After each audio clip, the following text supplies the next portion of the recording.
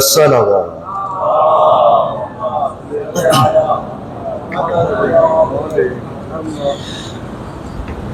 السلام عليكم ورحمة الله وبركاته. أعوذ بالله من الشيطان الرجيم. بسم الله الرحمن الرحيم. الحمد لله الذي هدانا لدينه الذي ارتضاه وسبيله الذي اصطفاه، ونصرنا لما يوجب الزلفة لديه والوصول إليه، فأمرنا لأداء فرض الجمعات وما أوجب علينا فيها من الطاعات، وقسمه لأهلها من العتاء في يوم الجزاء، إنه هو العزيز الحكيم. اللهم صل على محمد وآل محمد واجعله أيمن يوم أحدناه وأفضل صاحب صحبناه، وخير وقت ظللنا فيه، واجعلنا من عرض ما مر عليه الليل والنهار من جملة خلقك أشكرهم لما أوليت من نعمك، وأقومهم بما شرعت من شرائعك، وأوفقهم عما حذرت من نحيك على سائر خلقك في يوم هذا وساعة هذا ومستقر هذا. إني أشهد أنك أنت الله الذي لا إله إلا أنت، قائم بالقسط عادل في الحكم رؤوف بالعباد، وأن محمدا عبدك ورسولك وخيرتك من خلقك، حملته رسالتك فأداها، وأمرته لصلاة الجمعة لأمته فنصح لها. اللهم فصل على محمد وآله أكثر ما صليت على أحد من خلقك، واجزه عنا أفضل وأكرم ما جزيت أحدا من أنبيائك عن أمته، إنك أنت العزيز الحكيم. بسم الله الرحمن الرحيم. اليوم أكملت لكم دينكم وأتممت عليكم نعمتي ورضيت لكم الإسلام دينا.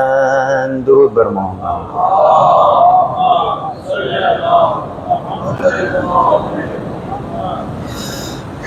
तमाम तारीफ़ें खुदा वहदहू ला शरीक के लिए, दुरूद और सलाम मोहम्मद और अहले बैत मोहम्मद अलैहिस्सलातु वस्सलाम। ज़वाते मुक़द्दसा पर हम्द है उस खुदा की कि जिसने हमें और आपको कुरान करीम, विलायत अमीरुल मोमिनीन और दीगर आइम्मा अलैहिमुस्सलाम की विलायत व वलायत से मुतमस्सिक किया। परवरदिगार आलम का लुत्फ़ है, एहसान है, तौफ़ीक़ है कि उसने हमें आज का ये दिन इनायत फरमाया और जुमे के इस इज्तिमा में शिरकत की तौफ़ीक़ परवरदिगार आलम ने हमें अता की है। और हमें पूरी उम्मीद है इंशाअल्लाह कि इस इज्तिमा से हम अपने लिए वो रिस्क पा रहे हैं कि जो ख़त्म होने वाला रिस्क नहीं, बाकी रहने वाला रिस्क है। ये रिस्क कोई और नहीं, मारिफत परवरदिगार का रिस्क है, दीन शनासी का रिस्क है कि जो हम इन इज्तिमाआत से हासिल करते हैं। अज़ीज़म, महीना ज़िलहज का महीना है, इंतहाई बाबरकत, मोहतरम। बहुत सी निस्बतें हैं इस महीने में कि जिसके ऊपर यकीनन आप मुझसे बहुत बेहतर अंदाज से उलमा से गुफ्तगू सुन चुके हैं। यही वो महीना है कि जिसमें अहम तरीन निस्बत हज बैतुल्लाह की करार पाई है اسی سے جڑی حضرت ابراہیم علیہ السلام کی وہ قربانی ہے کہ جو انہوں نے پروردگار عالم کی بارگاہ میں پیش کی ہے، جس کی سنت، جس کی یاد ہم اور آپ آج بھی مناتے ہیں۔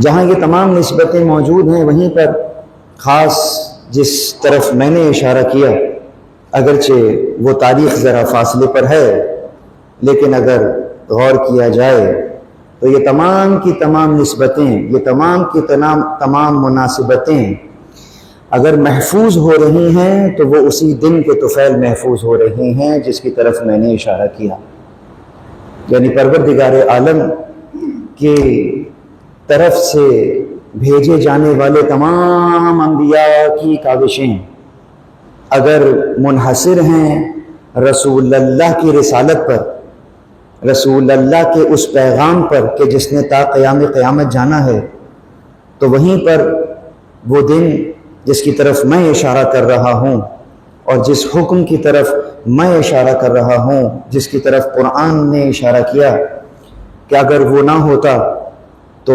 پروردگار عالم رسول اللہ سے کہہ رہا کہ اگر تم نے یہ نہ پہنچایا تو تم نے رسالت ہی کو نہیں پہنچایا۔ تو اب میں کہہ سکتا ہوں نا کہ تمام انبیاء کی محنتیں اگر منحصر ہو رہی ہیں رسول اللہ کی رسالت کے اوپر، تو رسول اللہ کی ذمہ داریوں میں سے اہم ترین ذمہ داری یہ ہے کہ امت کے لیے وہ نظام نصب کر کے جائیے کہ جس کے ذریعے سے اس قوانین الہی کو تا قیام قیامت تک باقی رہنا ہے۔ اس کے استمرار کے لیے، آسان الفاظ میں کہوں تو کنٹینیوٹی کے لیے اپنا وہ کردار ادا کرنا ہے اور وہ حکم پروردگار عالم پہنچانا ہے کہ جو کہ تا قیام قیامت جاری و ساری رہے گا انشاءاللہ۔ اسی لیے اس انداز سے جب وہ رسول اللہ نے تمام احکامات تو بیان کر ہی دیے تھے، خطبہ حجۃ الوداع تو ہو چکا تھا، نماز بھی ہو چکی ہے، روزہ بھی ہو چکا ہے، تمام دینی شعائر رسول اللہ پہنچا چکے ہیں۔ کوئی نیا حکم تو نہیں آیا ہے 18 تاریخ کو کہ یہ والا حکم رہ گیا تھا یہ اب آ جائے، نہیں، ایسا کچھ نہیں آیا۔ تو کیا چیز ہے جو اس روز آئی، اور وہ کیا چیز ہے جس کی بات، جس شے کی ایکسیپٹنس کے بعد یہ گویا سرٹیفکیٹ جاری ہو رہا ہے کہ آج راضی ہو گیا ہوں تمہارے دین سے؟ وہ کیا شے تھی کہ جو کہ رضایت پروردگار کا سبب بن رہی ہے، اس کے راضی ہونے کا سبب بن رہی ہے؟ وہ شے اگر ہم آج اس کی طرف توجہ کریں تو یقیناً اس میں ہماری اپنی ذمہ داریوں کا احساس کرنے کے لیے یہ آیت کافی ہے کہ جب جناب امیر کو پیش کیا گیا کہ من کنت مولا فہذا علی مولا، تو یہ انہی معاملے میں ہے کہ جس طریقے سے میں نے ان قوانین کو تم تک پہنچا دیا ہے، اب یہ جو دینی شعائر، جو دینی احکامات، یہ تمام کے تمام پروردگار عالم کے احکامات الہی جو تم تک پہنچ گئے ہیں، اب اس کو شیلف میں نہیں رکھنا ہے، اس کو فقط مقدس جان کر چوم کے نہیں رکھ دینا ہے، بلکہ اس کو معاشرے میں نافذ کرنا ہے۔ یہ جو معاشرے میں نفاذ ہے، یہ یقیناً امام علیہ السلام کی رہبری میں ممکن ہوگا۔ ان کے پیچھے پیچھے چلتے رہتے ہوئے ان قوانین کو اپنی زندگیوں میں، معاشرے میں نافذ کرنے کا جب تمہارا فہم اور ادراک یہاں تک پہنچ جائے، گویا تم ان ارکان کو فقط I repeat my words، فقط ثواب کے لیے نہیں کر رہے ہو، بلکہ گویا ایک نظام کے لیے کر رہے ہو۔ نماز پڑھ نہیں رہے ہو، بلکہ نماز کا قیام کرنے کے لیے آمادہ ہو گئے ہو۔ جب اس کیفیت میں تم آ جاؤ تو آج میں تمہارے دین سے راضی ہو جاؤں گا، یعنی وہ دین کہ جس کا اثر خود میری زندگی پر ہی نہیں پڑ رہا، دوسرے پہ کیا پڑے گا؟ اس سے پروردگار راضی نہیں ہو رہا ہے۔ لیکن اگر ایسا دین ہے کہ یقیناً جس کا اثر نہ فقط تمہاری زندگی پہ پڑ رہا ہے بلکہ معاشرے کے اوپر اس کا اثر ہمیں نظر آ رہا، اسی کو ہم دین کا قیام، اسی کو ہم احکامات کا قیام جو ہے وہ کہہ رہے ہیں۔ اسی لیے کہتا ہے آج کے دن ہم نے اکملت لکم دینکم، تمہارے لیے کامل کر دیا ہے دین۔ وَأَتْمَمْتُ عَلَيْكُمْ، اور اپنی نعمت تم پر تمام کر دی ہے، نعمت کا اتمام ہو گیا ہے، تمام ہو گئی ہے۔ کیوں؟ اس لیے کہ آج ہم نے وہ انتظام کر دیا ہے کہ اگر تم نے اس عہد کو نبھایا تو یقیناً وہاں پہنچ سکتے ہو جہاں پروردگار عالم تمہیں دیکھنا چاہتا ہے۔ اگرچہ برسبیل تذکرہ، چونکہ حضرت ابراہیم کی قربانی کا بھی ہم نے تذکرہ کیا، تھوڑی سی بات اس پہ کرتے ہوئے پھر ہم دوبارہ غدیر پر آئیں گے۔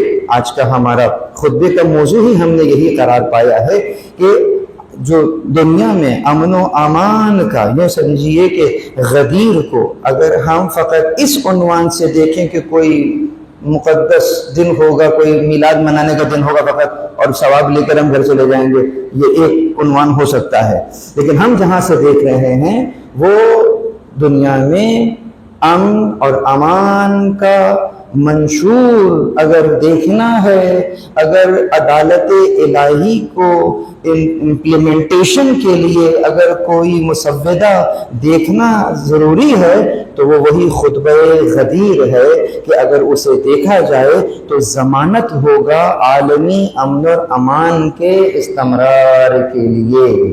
آج ہم نے اس خطبے میں سے چند نکات آپ کے لیے نکالے ہیں کہ جس میں دنیا میں موجود انارکی اور جنگ و جدال اور آپس کی کشمکش جو چل رہی ہے اس کا حل موجود ہے اسی خطبے کے اندر، اگر اس کو اپنے سیاق اور سباق اور اس کی اپنی روحانیت کے ساتھ اس کا اگر مطالعہ کیا جائے۔ لیکن چند جملے اس قربانی کے لیے کہ جو ہم پیش کرنے جا رہے ہیں، یقیناً کس کو پیش کر رہے ہیں؟ جانور کو پیش کر رہے ہیں۔ قربانی کس چیز کا نام ہے؟ یہاں یائے نسبتی کہاں پلٹ رہی ہے؟ یقیناً آپ کی طرف پلٹے گی، میری طرف پلٹے گی۔ میں پروردگار عالم کی بارگاہ میں قرب حاصل کرنے کے لیے کچھ کر رہا ہوں، گویا تم نے خود کو پیش کرنا ہے خدا کی بارگاہ میں۔ کیسے پیش کرنا ہے؟ تمہارے سامنے حضرت ابراہیم کی پوری زندگی اور خاص ان کا وہ اقدام کہ جو انہوں نے پروردگار عالم کے حکم کے سامنے سر تسلیم خم کرتے ہوئے اپنے لخت جگر کے گردن پر چھری چلا کر کیا کہ اگر اس کی بارگاہ میں یہ وہ شے ہے، حکم پروردگار وہ حکم ہے کہ جس پر اسماعیل بھی قربان ہو سکتا ہے، اس کے اوپر ہر شے قربان ہو سکتی ہے، نہیں ہو سکتا تو وہ حکم قربان نہیں ہو سکتا۔ یعنی دین کے اوپر تو سب قربان ہو سکتا ہے، دین کسی شے پر قربان نہیں ہو سکتا ہے۔ اس بات کا عملی ثبوت پیش کرتے ہوئے انہوں نے اپنا اسماعیل بھی سامنے کر دیا۔ نتیجہ کیا ہوا؟ اسماعیل کی جگہ پر دمبا آ گیا۔ اس کی یاد ہم اور آپ منا رہے ہیں، لیکن ایک باریک فرق یاد رکھیے گا اور وہ یہ کہ کس کو کس کی جگہ لٹا رہے ہیں، قربانی کس کا نام ہوگا۔ یہ بات تھوڑی باریک ہے، ممکن ہے کہ ایک دم سمجھ میں نہ آئے، خدا کا شکر ہے کہ یہ ریکارڈ بھی ہو رہا ہے تو ریوائنڈ کر کے سنیے گا بات کیا کہہ رہا ہوں۔ کس کو کس کی جگہ لٹا رہے ہیں؟ اسماعیل کی جگہ پر دمبا لٹا رہے ہیں۔ سمجھ جائیے واقعتاً قربانی ہو رہی ہے، یعنی آپ وہاں پہنچ گئے ہیں کہ پروردگار عالم کی بارگاہ میں سب کچھ قربان کرنے کے لیے آمادہ ہیں۔ ریپلیس ہو گیا اسماعیل دمبے سے، لیکن اگر فقط دمبے کی جگہ کوئی دوسرا دمبا لٹا رہے ہیں، وہ اسماعیل آپ نے اپنا سامنے پیشی نہیں کیا، تو پھر بہت ہی معذرت کے ساتھ قربانی کو قربانی نہیں کہہ سکیں گے، قصابی ضرور کہہ سکیں گے۔ اسماعیل کی جگہ دمبا آ جائے یقیناً قربانی ہوگی، لیکن فقط دمبے کی جگہ دمبا لٹا کے ذبح کیا جائے تو وہ تو فقط قصابی ہی ہوگی، جہاں نہ علم ہو، نہ تقوی ہو، نہ اخلاص ہو، بس فقط اور فقط میٹ فیسٹیول ہو، تو اس سے حضرت ابراہیم علیہ السلام کا تو کوئی تعلق نہ ہوگا۔ اخلاص ضروری ہے، قرب خدا ضروری ہے، تقوی ضروری ہے، پروردگار متقین سے قبول کرتا ہے، دکھاوا نہیں ہونا چاہیے۔ پروردگار عالم کی بارگاہ میں گویا اس وقت جب اس جانور کے گلے پہ چھری چل رہی ہو تو تصور ہونا چاہیے کیا میں اس وقت اس مقام پر موجود ہوں جس مقام پر ابراہیم موجود تھے کہ اپنا اسماعیل لٹانے کے لیے آمادہ تھے؟ کیا میں اپنا اسماعیل آج لٹا رہا ہوں سامنے؟ آپ کا اسماعیل کچھ بھی ہو سکتا ہے، ممکن ہے آپ کا عہدہ ہو، ممکن ہے آپ کا معاشرے میں اٹھنا بیٹھنا اور وی آئی پی پروٹوکول آپ کا اسماعیل ہو، ممکن ہے میں آپ کا اسماعیل ہو۔ دیکھنا یہ ہے کہ کیا اس اسماعیل کو آپ پروردگار عالم کی بارگاہ میں پیش کر رہے ہیں یا نہیں کر رہے ہیں۔ اس کا نام قربانی ہے۔ جب اس عہد پر قائم رہتے ہیں وہیں سے غدیر سامنے آتا ہے کہ یہ جس کیفیت پر تم آ گئے ہو، غدیر اس بات کی شیورٹی دے گا کہ اگر غدیر کو اس کی روح کے ساتھ منانا شروع کیا تم نے تو پھر وہ تمہیں وہاں پہنچا دے گا جہاں پروردگار عالم تمہیں دیکھنا چاہتا ہے۔ تو غدیر عالمی امن اور رواداری کا ضابطۂ اخلاق قرار پاتا ہے۔ ایک انتہائی گہرا اور عصر حاضر کی اہم ترین ضرورت ہے جو اس خطبہ غدیر میں پوری ہو رہی ہے۔ ہمیں تو فقط من کنتو کا جملہ ہی یاد ہے، لیکن ایک پورا مفصل خطبہ ہے جو رسول اللہ نے بیان فرمایا۔ مجھے مورچے کے باہر لوگوں سے کوئی شکایت نہیں ہے، مجھے تو مورچے کے اندر لوگوں سے شکایت ہے۔ کوئی دوسرا اس خطبے کو نہیں پڑھ رہا ہے، وہ اس کا مسئلہ ہے، تم اس کو نہیں پڑھ رہے ہو۔ یہ اس بات کی طرف اشارہ کرتا ہے کہ واقعتاً میرا مولا کل بھی مظلوم تھا، آج بھی مظلوم ہے۔ جناب امیر کی یہ مظلومیت ہے کہ یقیناً ان کی ہی محفل کے اندر انہی کے نام سے موجود جشن ہو رہا ہے، منسوب جشن ہو رہا۔ سارا کلام تو سن لیا، مولا کا کلام سننے کو نہ ملا۔ یہاں پر ہمیں ذرا تفکر کرنا ہوگا۔ بس عزیزم چند نکات آپ کے سامنے عرض کروں۔ غدیر کا خطبہ سامنے اور عالمی امن اور امان اور ضابطۂ اخلاق کے چیدہ چیدہ اصول اس خطبے میں کیسے نکلتے ہیں۔ پہلا اصول ہمیں نظر آتا ہے وہ نسلی اور لسانی تفاوت کا خاتمہ ہے۔ یہ پہلا اخلاقی اصول ہے۔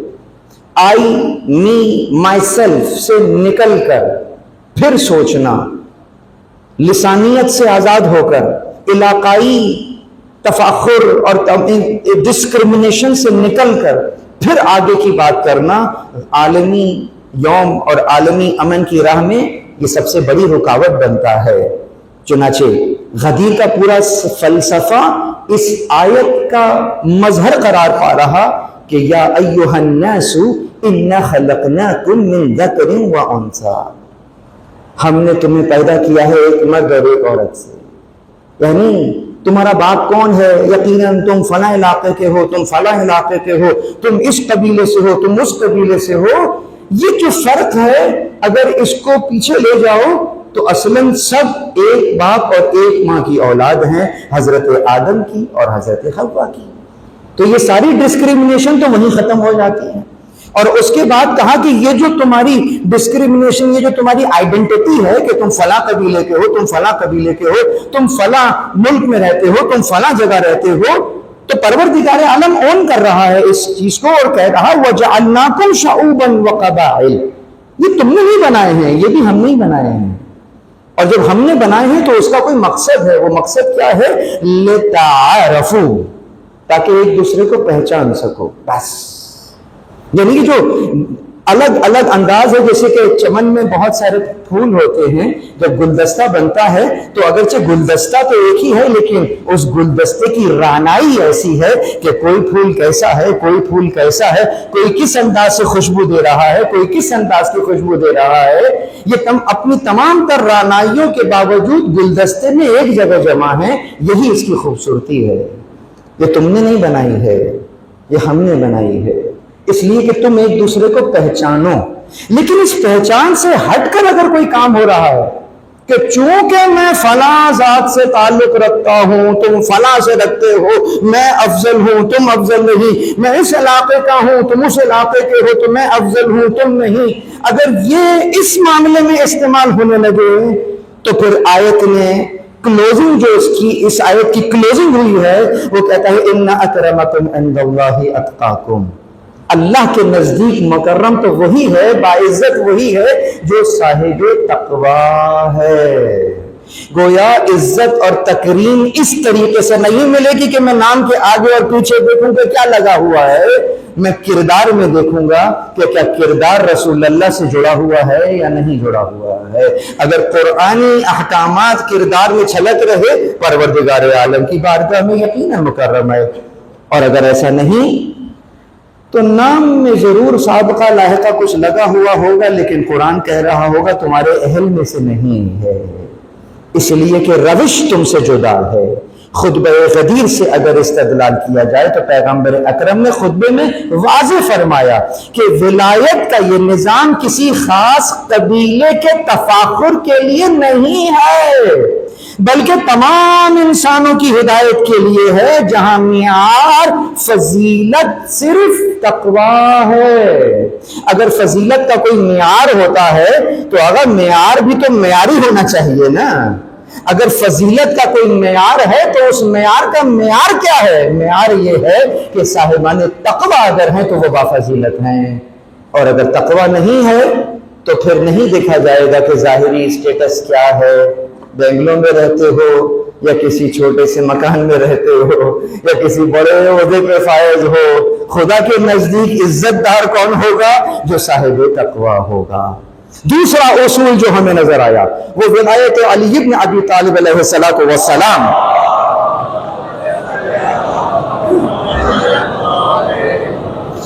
عالمی عدل اور بقائے باہمی، جسے ہم کہیں کہ جس کو پیسفل کو ایگزسٹنس، یعنی امن تب تک قائم نہیں ہو سکتا جب تک معاشرے میں عدل اور انصاف قائم نہ ہو جائے، جب تک رائج نہ ہو جائے۔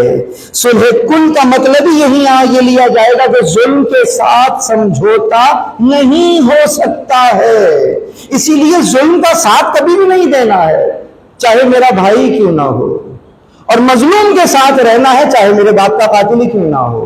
اصول یہی ہے کہ ظالم کے مخالف رہنا۔ میرا مولا یہ نہیں کہہ رہا ہے کہ پہلے شناختی کارڈ چیک کرنا، علاقہ چیک کرنا، دیکھنا نام کے آگے پیچھے کیا لگا ہوا ہو، تمہاری ذات کا ہے، تمہارے علاقے کا ہے تو ساتھ دیتے رہنا، نہ، بلکہ کہا کہ ظالم کے مخالف رہنا، مظلوم کے حامی رہنا، چاہے مظلوم نظریاتی اختلاف رکھتا ہے تم سے، لیکن مظلوم ہے تم اس کے ساتھ کھڑے ہو، اور ظالم اگر تمہارا بھائی کیوں نہ ہے، ظالم ہے تم اس کے مخالف میں کھڑے ہوئے ہو۔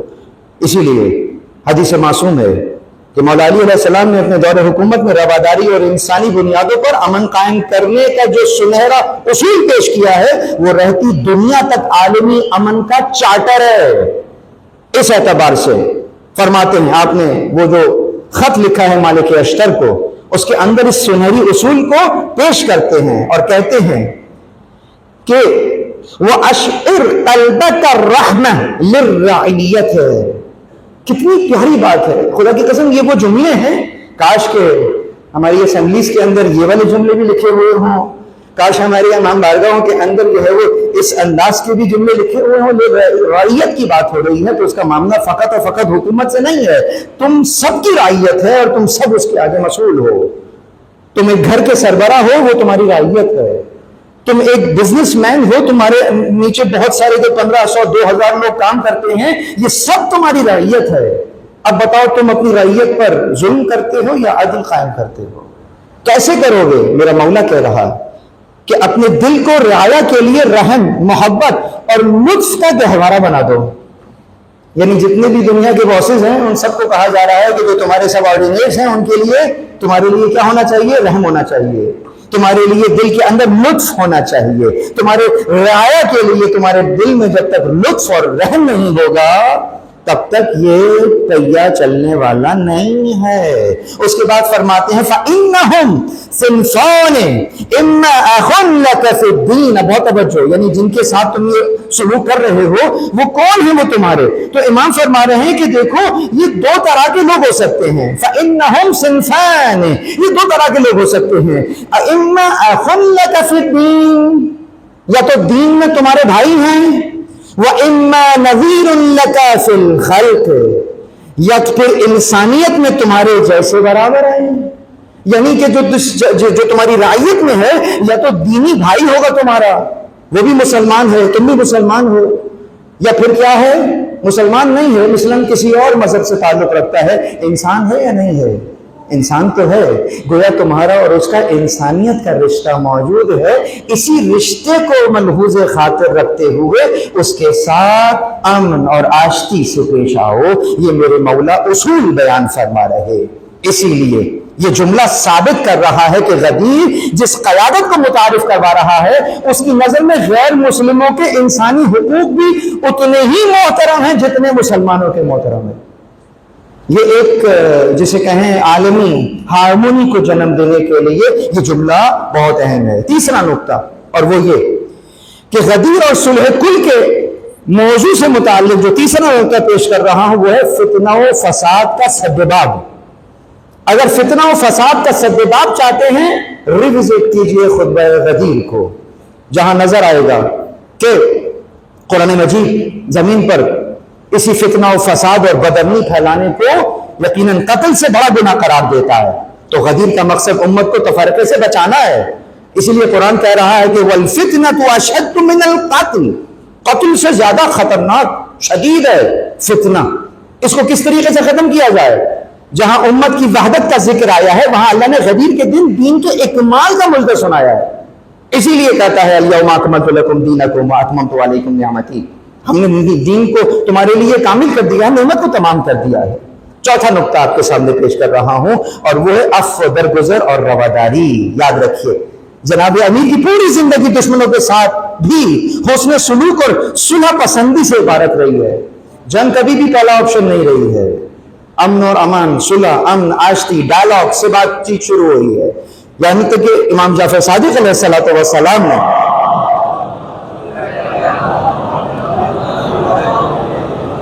فرماتے ہیں کہ اپنے اجداد سے نقل کرتے ہوئے کہ امیر المومنین کا ایک اصول ہے جو وہ بیان کر رہے ہیں اس نقطے میں، فرماتے ہیں ان امیر المؤمنین علیہ السلام کان لا یبادئ بالقتال حتی یبدأ، امیر المؤمنین علیہ السلام کبھی جنگ میں پہل نہیں فرماتے تھے جب تک کہ سامنے سے جنگ کی ابتدا نہ کی جائے، یعنی آپ کا پیغام امن کا ہوتا تھا، آپ کا پیغام صلح کا ہوتا تھا، آپ کا پیغام فتنہ و فساد کے سبب کا ہوتا تھا، پریارٹی اس پہ ہوتی تھی۔ جب سامنے سے بھی حملہ ہوتا تو پھر یقیناً آپ جو ہے اس کا جواب ویسے ہی دیتے، لیکن بہرحال عزیزم مختصر کرو، اسی لیے فرمایا اپنی جماعت کو کسی خاص فعل میں مشغول پایا کہ فلاں فلاں فلاں کے اوپر وہ کچھ جسے آپ بچوں کی زبان میں کہیں بیڈ ورڈز بول رہے تھے، تو آپ نے فرمایا انی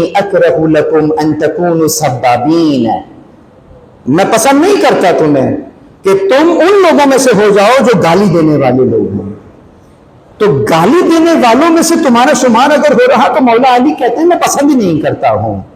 وَلَكِنَّكُمْ لَوْ وَصَفْتُمْ أَعْمَالَهُمْ وَذَكَرْتُمْ حَالَهُمْ لَكَانَ أَصْوَبَ فِي الْقَوْلِ وَأَبْلَغَ فِي الْعُذْرِ وَقُلْتُمْ مَكَانَ سَبِّكُمْ إِيَّاهُمْ اللهم احقن دماءنا ودماءهم وأصلح ذات بيننا وبينهم وأهدهم من ضلالتهم حتى يعرف الحق من جهله ويرعوي عن الغي والعدوان من لجج به۔ نهج البلاغہ کلام نمبر 206 کے اندر دیکھیے پورا خطبہ مولا کا، فرماتے ہیں میں تمہارے لیے اس بات کو پسند کرتا ہوں کہ تم گالیاں دینے والے بنو، اگر تم ان کے برے اعمال کو بیان کرتے اور ان کی صحیح حالت کا تذکرہ کرتے تو یہ بات زیادہ ٹھیک اور عذر کے طور پر زیادہ مؤثر ہوتی۔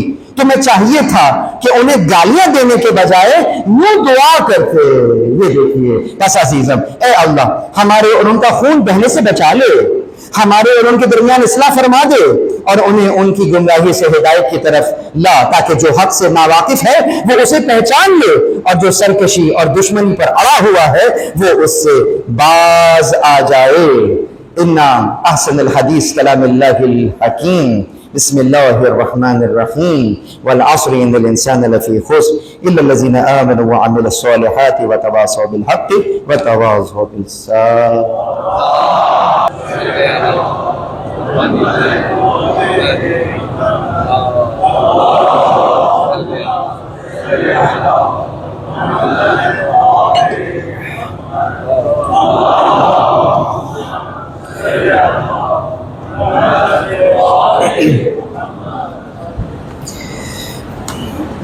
بسم اللہ الرحمن الرحیم الحمد للہ اللہم لک الحمد بدیع السماوات والارض ذی الجلال والاکرام رب الارباب والہ کل معلوہ وخالق کل مخلوق وبارث کل شیء لیس کمثلہ شیء وهو بكل شيء محيط أنت الله لا إله إلا أنت الأحد المتوحد الفرد المتفرد وأنت الله لا إله إلا أنت لا إله إلا أنت الكريم المتكرم العظيم والصلاة والسلام على محمد نبي الرحمة سيد المرسلين وعلي بن أبي طالب سيد الوصيين وفاطمة الزهراء سيدة النساء العالمين وحسن المجتبى حجة الله على خلقه أجمعين والحسين الشهيد المظلوم وارث أمير المؤمنين وعلي بن الحسين زين العابدين ومحمد بن علي الباقر علم الأولين والآخرين وجعفر بن محمد الصادق المقتدي بآبائه الصالحين وموسى بن جعفر الكاظم من أولاد نبينا وعلي بن موسى الرضا من يترة بررة المتقين ومحمد بن علي الجواد ولي المؤمنين وعلي بن محمد سراج المنير إمام الخاشعين والحسن بن علي سيد الأوصياء المنتجبين والخلف القائم المهدي المنتظر الحجة بعد آبائه على خلقه المودي النبي ووارث علم المهديين من الوصين الذي ببقائه بقية الدنيا وبيمنه رزق الورى بوجوده ثبتت الأرض والسماء وبه يملأ الله الأرض أرضا قسطا وعدلا كما ملئت ظلما وجورا واجلنا اللهم ظهوره انهم يرونه بعيدا ونراه قريبا برحمتك يا ارحم الراحمين.